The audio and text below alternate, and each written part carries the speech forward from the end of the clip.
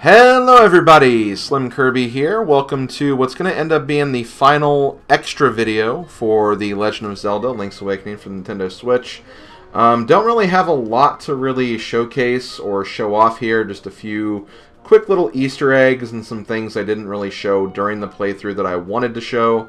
So I'm going to take care of that here. So the first thing we're going to do is, before we even get back into my game, we're going to go to a new game. We're not actually going to, play through this, obviously.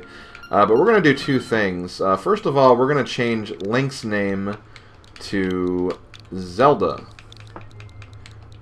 Just for fun and to see what happens here. So we changed it to Zelda. Let's go ahead and submit.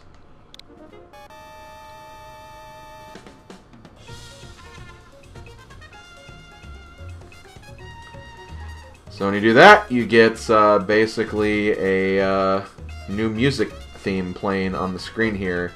This is just the original Legend of Zelda theme played in the kind of sound font for this game. But that's not all. Let's actually change the name to something else. Let's actually change it, instead of Zelda, let's change it to our lovely gal Marin instead.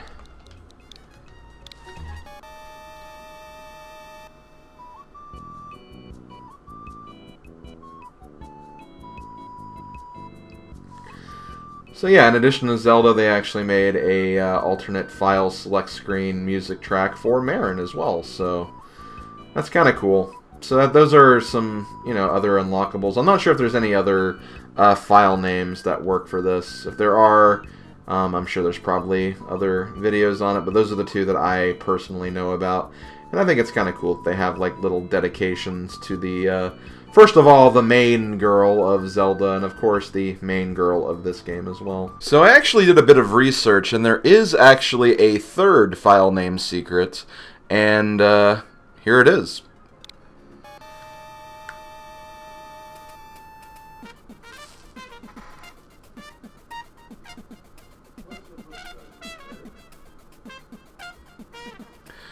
So this is actually another instance of Tataka's song, which is kind of a musical Easter egg that's in a lot of games that Tataka has actually worked on in the past. I'll talk about this a bit later because there is actually another Tataka secret, but did want to make sure that I showcased this as well while we were still talking about file names. So yeah, that's the first thing I wanted to show off.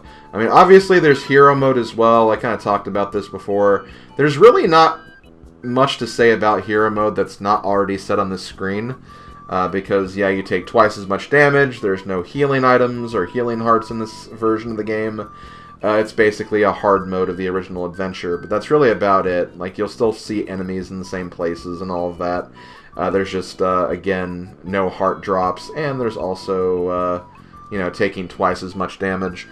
But also, I guess one thing that might exist for the purpose of hero mode, and I don't know this for 100% certainty since I haven't tried hero mode yet, but those apples that you can find on trees by dashing into them, that could be the way to heal in that version. That could be a feature that was introduced to maybe make that a little more reasonable, but I don't know for sure. Obviously, I haven't done hero mode. Maybe now that I have actually finished the game and done my Let's Play, maybe I can do a hero mode playthrough on my own time and, maybe talk about it in a future video or something. I don't know. But also, someone made a good point that, as far as hero mode is concerned, hero mode would essentially make the blue tunic way more valuable than the red tunic, just because, again, having that extra layer of defense must honestly be a bit of a blessing for that mode. So you can also kind of look at things in that way, but you obviously would lose the power you'd get from the red tunic. But yeah, I kind of talked about hero mode already, so I'll just kind of stop and leave it at that. Let's actually go back into our main game here. So we're going to reload our file. We have completely finished the game now at this point, but there are a couple of things we can do now that we finished the game. Obviously, we have a lot of rupees. We can buy another chamber stone if we want. But the first thing I'm going to do is we're going to take Mambo's Mambo and warp back to Mabe Village because, well, we always find ourselves back at Mabe Village at some point, so we may as well go again, I guess. But the next thing we're going to do is we're going to be paying a visit to our very favorite Trendy game. The Trendy game has seriously been, like, I think a highlight of this entire playthrough with just all the funny moments that have happened here. So we're definitely going to give the Trendy game one last send-off, because once you beat the game, there is actually another figurine in here. It's another Chain Chomp. This is the Bow Wow figurine. So, obviously, we're going to pick this up. Kind of need to, because, again, it's another figurine. We got to get them all. This is the absolute last one, too, so keep that in mind. Let's actually move all the way to the end of this track.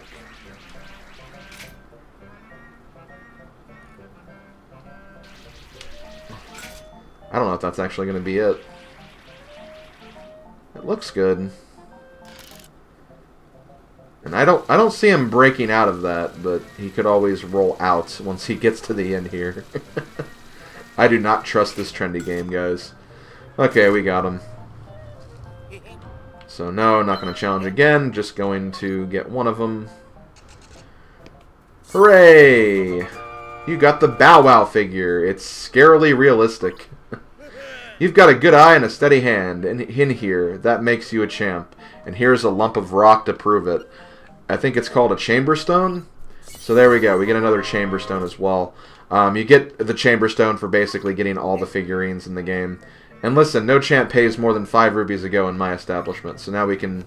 This is another place where you can actually use to rupee grind if you get good at it enough. Because then you can pay 5 rupees to get the purple rupee every single time. I wouldn't say it's the fastest way to get rupees, but, you know, it is a way to get rupees. So let's go ahead and place the Bow Wow statue. Obviously, we're going to be placing it here in Madame Meow Meow's house, because that's where Bow Wow lives, so it makes sense to put it here. So let's go ahead and put it down, and there we go. That's all the figurines in the game. So, hooray! We're masters of the Trendy game, and... God damn, it took us a while to become masters. The next thing we're going to do is a thing that's pretty common in a lot of Zelda titles. You know, the classic cuccos. They're little chickens that look pretty cute, but they have a secret behind them. And that secret is they do not like being abused. So we're just going to pound away at this chicken for a bit. And after doing this for a while... It shouldn't take so long since we have the level 2 sword. The cuckoos will start attacking and trying to kill us. You can kind of test and see how long you can last during this, but obviously if you want to stop taking damage, what you got to do is you got to go inside of a building or something. But yeah, chickens do not like being attacked. So don't attack the chickens. They will try to murder you otherwise. So let's go ahead and get out of here, and we'll kind of use this to segue into our next extra. Actually, are they not attacking me anymore? Oh, no, there they are. There they are.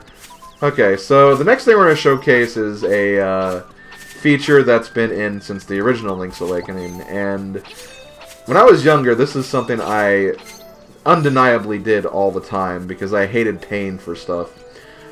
But you can actually find ways to get items for cheaper. So obviously you have this Chamber Stone. So, you know, I don't want to spend 1,280 rupees on Chamber Stone. I'm just going to take this, walk around, see if we can maybe fool the item shop salesman. Oh, you saw me? Well.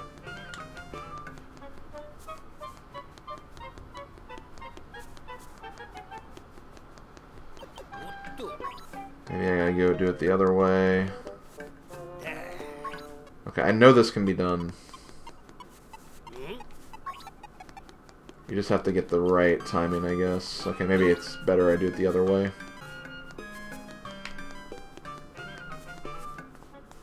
There we go. Finally! That took way too long to do.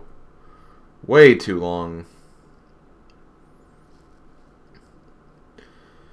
So yeah, if you're persistent enough, you can actually make it work. Guess what? You got it for free. Are you proud of yourself? You stole something. Well, you shouldn't be proud of yourself, because whenever you talk to someone after the fact, Thank you for everything, thief. You are the kindest boy I know. One day I made a wish to the windfish. What was the wish? It was... No, it's a secret. Oh, that's so cute. But yeah, basically every character will call you thief from now on. I think even if you like save your game, you'll be thief. Like, I'll test that out here. I'm not going to save over my file because I want to keep that file pure. But let's go ahead and save here. And... oh no, it still says Slim, so... whatever. Either way, the characters will start calling you thief now, so... that's the one drawback for doing this. The other drawback... if you go back in the shop... I wasn't kidding when I said pay. Now you'll pay the ultimate price. And no matter how much health you have, even if you have full hearts and blue mail, you will take a death. Even secret medicine won't help. So let's go ahead and retry. And you can steal more if you want. Again, basically the trick is, the main trick for doing this, and this is like a lot stricter in this version compared to the original. You just have to find a way to get him to not looking at you when you're going out the door. And the way I found that kind of works is like, wait for him to kind of look up here. Or not like that. And he needs to be kind of facing like the corner, obviously. Like he can't be facing straight ahead or down at any angle, so... it's just a matter of finding the timing. And again, sometimes it seems like he just like looks straight at you sometimes, which is pretty obnoxious. Like sometimes he goes off the timing and makes like a 180-degree turn sometimes. But at some point you'll get it. It's just really, really exact. So I'm gonna do... I've kind of found a way that like we're hugging the table, I guess, kind of helps a little bit. Like you don't want to go just straight down, because I feel like he kind of turns faster if you go straight down. You just kind of have to wait for him to have like the perfect turn where you're like already moving when he does look in a certain direction.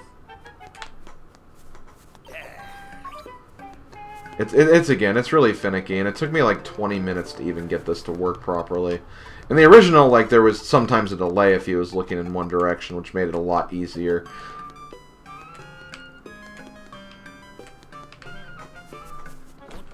But yeah, it's a lot harder in this version to pull off. And you can probably even tell, like, from when I actually got it, like, it looks like I'm not doing anything different, which is, again, just the frustrating aspect of this. Is that it just acts like that for some reason. There we go. Okay. See, I don't know why they made it so much harder, but they did for some reason. So yeah, we got 2 more chamber stones, which is kind of cool. Unfortunately, there are still a couple more. Basically, you know you have all of them when this says 14. And basically, the 14 chamber stones you get, there are 7 in the shop, each for, again, 1,280 rupees, which is a ridiculous amount of rupees to spend on those. You get 2 from the Seashell Mansion. You get 2 from the Trendy game. One is just there as one of the prizes, and another one is the one you get for getting all the figurines. You get 2 from fishing, and then you also get 1 from the Rapids ride, and that's how you get all 14 of them.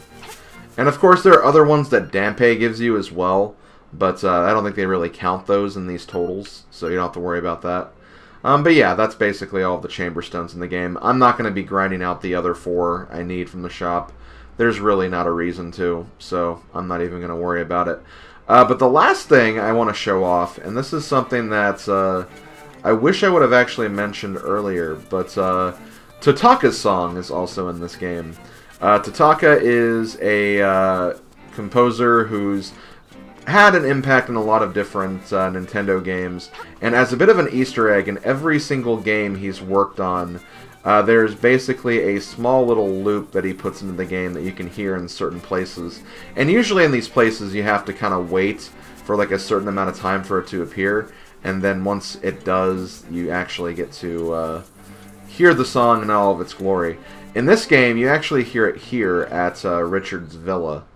So what we're going to do is we're going to get in here and we're going to wait for a certain amount of time for the song to play. I'll see you guys when the song plays, and then I'll continue talking about my spiel after the fact.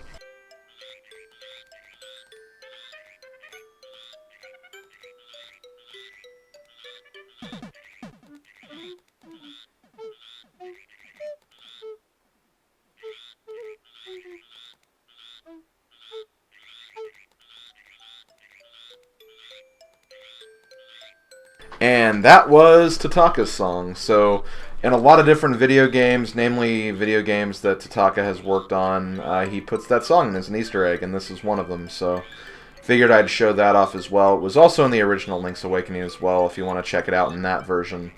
But yeah, that's pretty much all I wanted to show. I mean, I'm sure there could be other secrets and other Easter eggs, but those are the main ones I didn't really get to as I went throughout the playthrough. So I hope you guys enjoyed one little quick stroll through the island of Koholint. But for now, we are probably going to say goodbye and finish this playthrough off for good. What can I say that I haven't already said in the original finale video on Wednesday? Not much. This has been a blast. I've really enjoyed playing through this again. It's been a lot of fun.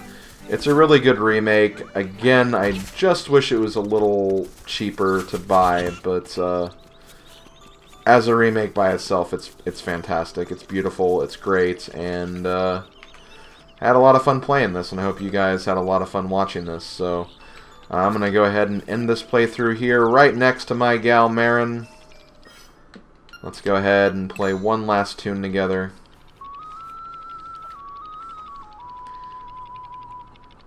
And I'll see you guys for the next playthrough. Later, folks.